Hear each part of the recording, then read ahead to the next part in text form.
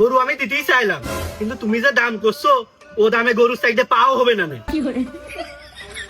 ওই তাহলে এক কাজ করেন বাবু, ওই সাইডে পা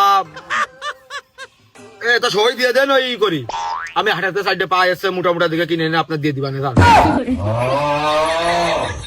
এ গরু নেওয়া কথা না, তুমি যদি গরু নাও তে ভালো করে দাম দর করো, খুশরি ঠাবিয়ে না দিনি আমি আবার মাঠে যাবো। তাহলে ওই যে 60 ভেঙে 55 দিয়ে দিই। ওগো বাবু এ কি কইলে? আমার ওই যে বকন গরু, ওই যে বাছুর বাদে ওর দাম দিয়ে গেছে 65,000, তাও দিইনি। আরে আইডিয়া গরু কি করে তুমি 55,000 কও? ওয়ালের দাম জানো?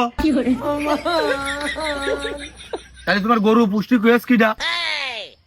গরু পুষ্টি কয়েস কিটা? তাহলে তুমি মাঠে 2-4 বিঘা ধান লাগাবা না? কল বানালে, বিশালি বানালে, খড় বানালে, ওইগুলো বিক্রি করলে গরুর চেয়ে বেশি দাম আসে, তাই করতে।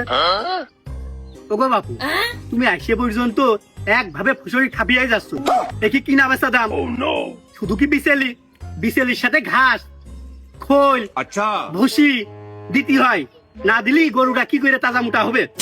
তোমরা তো আসবা আর কিনে নিয়ে চলে যাবা, তোমাকে তো কোনো জ্বালা নেই। মানে সাইজ টুকিয়ে পিছন সাইডে যে গোশ আছে, এ গরুর মোটামুটি গরু যদি মারিয়ে দেওয়া যায় তাহলে এক পৌরসভার লোক খাইয়ে